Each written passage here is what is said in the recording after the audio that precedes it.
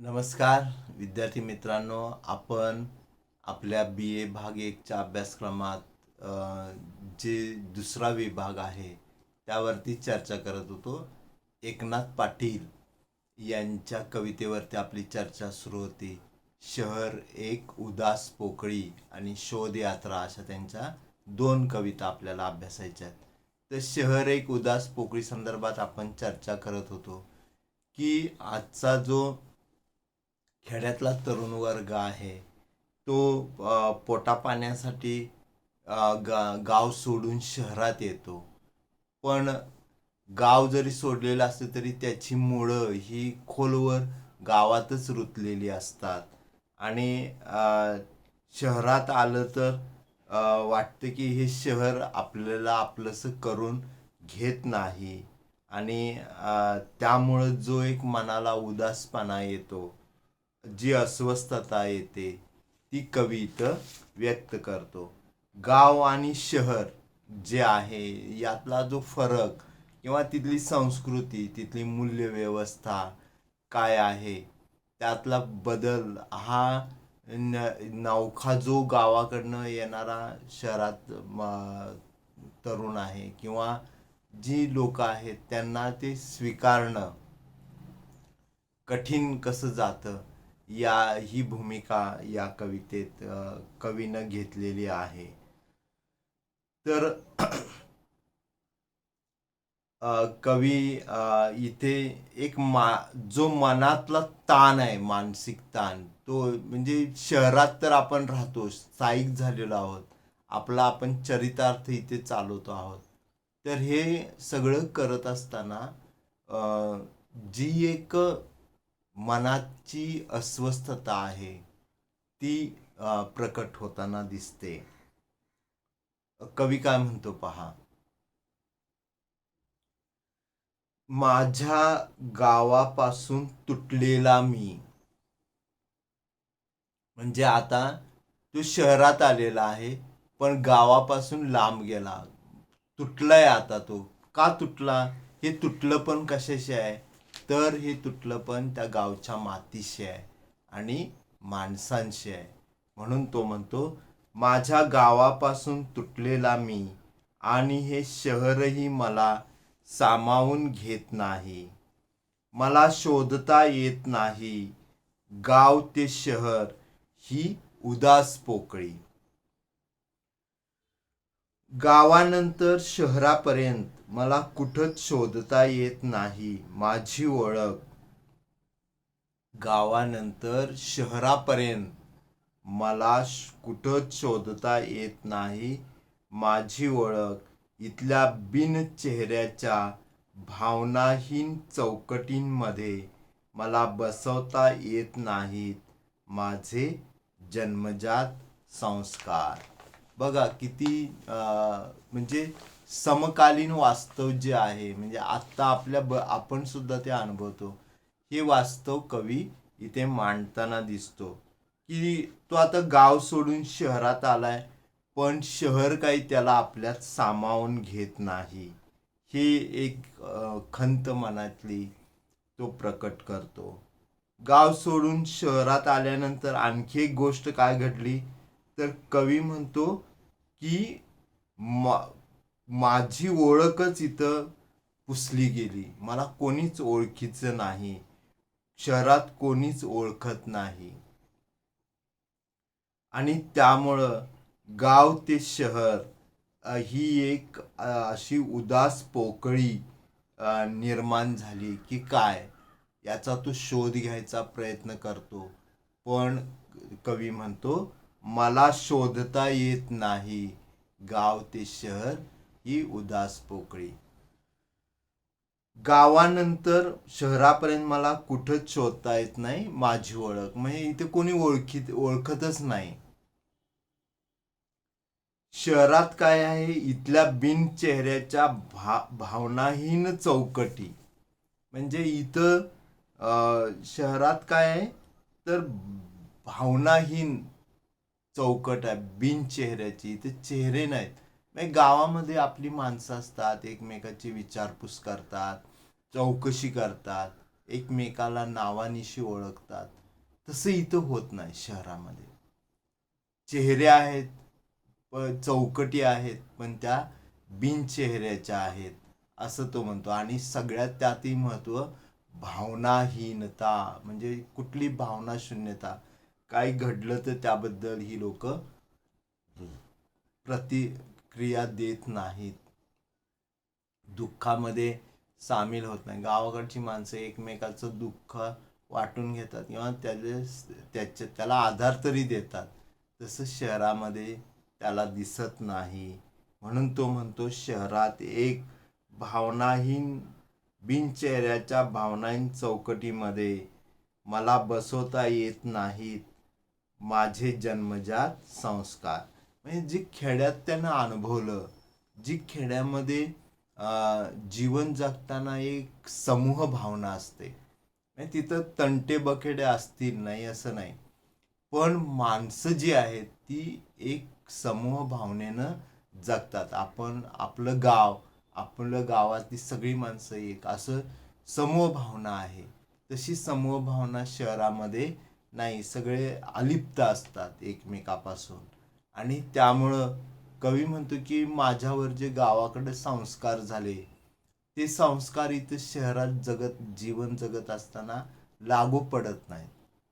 म्हणजे शहराचे संस्कार वेगळेच आहेत असं त्याला वाटतं.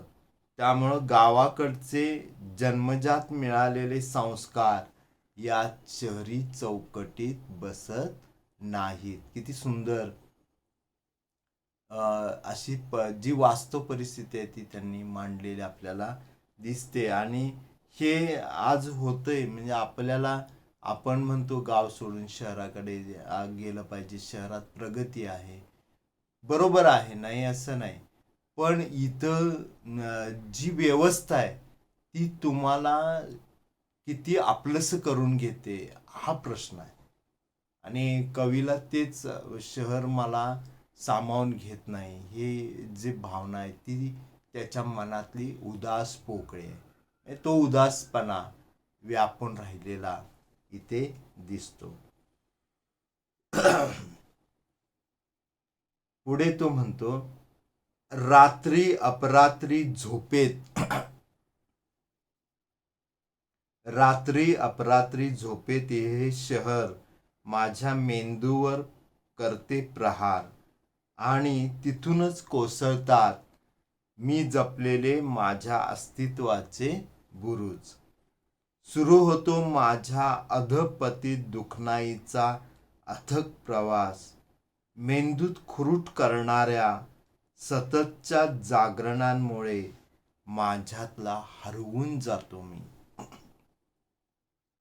हे शहर, त्याची अस्वस्थ अत्यवस्थ भौतिक संस्कृती. शहरातली जी संस्कृती आहे ती भौतिक आहे. तुम्हाला भौतिक सुख साधनं भरपूर मिळणार, पण माणूस म्हणून माणुसकीचा भाव जो आहे तो भेटेलच असं नाही. आणि गावाकडची संस्कृती जी समूह संस्कृती आहे, जी एकमेकाला बरोबर घेऊन काम करणारी, ती त्याला आवडते. रात्री अपरात्री हे शहर माझ्या मेंदूवर प्रहार करते, या प्रहारांनी माझ्या अस्तित्वाचे बुरुज कोसळायला लागतात, जणू माझे अधपतनच सुरू होते असं कवी म्हणतो. म्हणजे इथे भीती आहे. म्हणजे ह्या गोष्टीची म्हणजे हिंदीमध्ये इस रात की सुबह नाही तशी अवस्था शहरात असते. म्हणून रात्री अपरात्री झोपेत या गोष्टी काय करतात, म्हणजे तो विचार करतोय हे शहर माझं आहे का. ते मेंदू असा त्याचा पोखरून काढल्यासारखा होतो. म्हणून मेंदूवर प्रहार करते हे शहर. आणि त्याचं अस्तित्व काय, त्या अस्तित्वाच्या त्याच्या मनातल्या ज्या कल्पना आहेत, ते जे बुरुज आहेत ते इथे ढासळले जातात. म्हणून तो म्हणतो, कोसळतात मी जपलेले माझ्या अस्तित्वाचे बुरुज. सुरू होतो माझ्या अधपतीत दुखणाईचा प्रवास. म्हणजे इथं जणू काही माझं आता अधपतनच सुरू झालंय असं त्याला वाटतं. सततची जागरणे माझ्या मेंदूत जणू खुरूट करतात. या शहराची एक अस्वस्थ करणारी, अस्वस्थ, अस्वस्थ शब्द बघा, अस्वस्थ आणि अत्यवस्थ करणारी भौतिक संस्कृती आहे. यात माझ्यातला मी हरवूनच जातो. हे लक्षात घ्या. म्हणजे कवी किती संवेदनशील आहे बघा. तो आपलं स्वतःची ओळख, स्वतःचं अस्तित्व आणि जो तो स्वतः आहे त्याच्या सगळ्या खुणा कुठेतरी शहरात गडप व्हायला लागलीत की काय असं त्याला वाटतं. हरवून जातो मी, माझ्यातला मी. म्हणजे मी आता इथे गावाकडचं आहे का शहरातला आहे हेच कळणं असं झालंय. ही भूमिका या ठिकाणी कवी व्यक्त करतो. आणि इथली शहरातली संस्कृती कुठली आहे हाही मुद्दा महत्त्वाचा आहे. शहरातली संस्कृती ही भौतिक संस्कृती आहे. तुम्हाला खूप इथे सोयी सुविधा मिळतील, सुख तुमच्या पुढे येतील, पण जे एक मानसिक समाधान असतं माणसाला त्याचं म्हणून स्वतःचं ते काही त्याला मिळत नाही, लाभत नाही. म्हणून कवी म्हणतो की हे इथं ही संस्कृती भौतिक कशी आहे, अस्वस्थ करणारे, मन अस्वस्थ करतं, अत्यवस्थ करतं.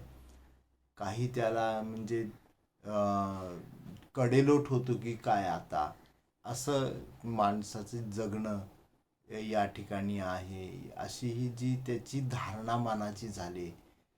त्या धारणेतनं ही कविता येते की तो शहरामध्ये आपली ओळख बघतो तर ओळखत कोणी नाही. तो अस्तित्व शोधतो.